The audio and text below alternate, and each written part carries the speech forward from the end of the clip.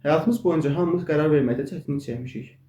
Bəzən hansısa hadisəni saatlarla, günlərlə düşünüb yorulmuşuq. Bəzən keçmiş səhvlərimiz, bəzənsə gələcək qorxularımız bizə həddindən artıq düşünməyə vadar edir.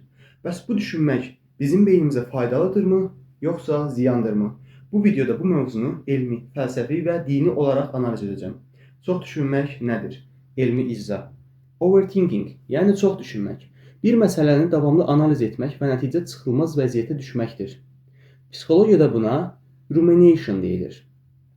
Araşdırmalara görə çox düşünən insanların beyni kortizol, yəni stres hormonu ifraz etməyə başlayır ki, bu insana depressiyaya, narahatlıq, yəni anksiyete və hətta fiziki yorğunluq yaşamasına səbəb olur. Harvard Universitetinin bir araşdırmasına görə insanların 47% indiki anı yaşamaq əvəzinə ya keçmişi, ya da gələcəyi düşünməklə məşğuldur. Çox düşünmək beynin prefrontal korteks adlı hissəsində baş verir. Bu insanın qərar vermə və analiz etmə funksiyalarına cavabdeh olan sahədir. Lakin hər şeyin həddi var. Beynimiz həddindən artıq analiz etməyə başladıqda qərarsızlıq və qorxu yaranır. Fəlsəfi baxış. Düşünmək və düşüncənin tələsi. Düşünmək insanı heyvandan ayıran əsas xüsusiyyətdir. Fəlsəfədə düşünmək insanın mahiyyəti kimi qəbul edilir. Descartes-in məşhur sözünü xatırlayaq. Cogito ergo sum, yəni ki, düşünürəm, deməli, varam. Lakin böyük filozoflar həmişə çox düşünməyin tələsinə düşməməyi tövsiyə ediblər. Sokrat, özünü tanı, yəni düşüncələrimizin köləsi deyil, sahibi olmalıyıq.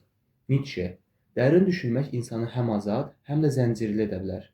Bu da bizi incidən hadisələr deyil, o hadisələr haqqında düşündüklərimizdir.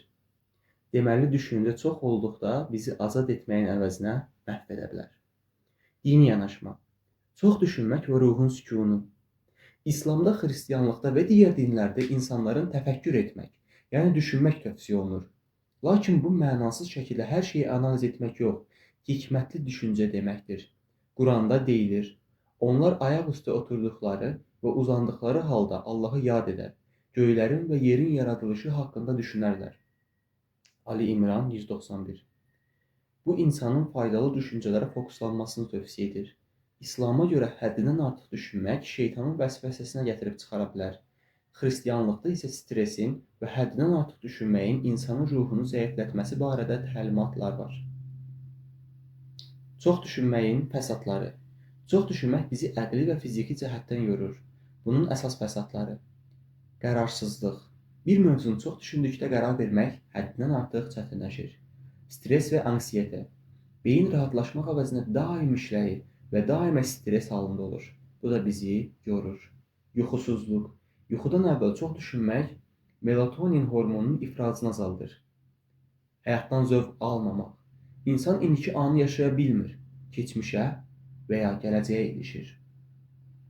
Çox düşünməkdən necə qurtulmaq olar? Beynimizi idarə etmək çətindir, amma mümkündür də. Çox düşünməkdən qurtulmağın elmi, fəlsəfi və dini metodlarından istifadə edəcəm. 5 second rule.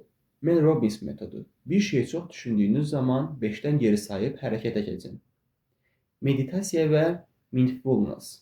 Beynin düşüncələrə fokuslanmasını azaldır. Jurnallaşdırma. Düşündüklərinizi yazın, analiz edin və konkret həll yolları tapın. Fiziki aktivlik. İdman etmək beyninizi lazımsız düşüncələrin təmizlənməsinə kömək edir. Fəlsəfi və dini yollara baxaq. Sokratın özünü tanı metodu niyə bu qədər düşündüyünüzü analiz edin. Bu da fəlsəfəsi, düşüncələrinizi müşahidə edin, amma onlarla eyniləşməyin. Dua və müraciət. Dini inancı olan insanlar dua və zikr etməklə rahatlıq tapa bilərlər. Düşünmək gözəldir, amma onun köləsi olmamaq daha vacibdir. Çox düşünmək insanı məhv edə bilər. Doğru düşünmək insanı azad edə bilər. Buna görə düşüncələrimizi idarə etməyi bacarmalı və keçmişə və yaxud da ki, gələcəyə ilişib qalmamalıyıq və anı yaşamalıyıq. Doğru düşünmək insanı azad edə bilir. Bunu bacarmağa çalışın. Özünüzə yaxşı baxın, sevgi ilə qalın. Suallarınız olsa və yaxud da hansı mövzuda video çəkməmişsə, sənə şikayət yazın. Sevgi ilə qalın.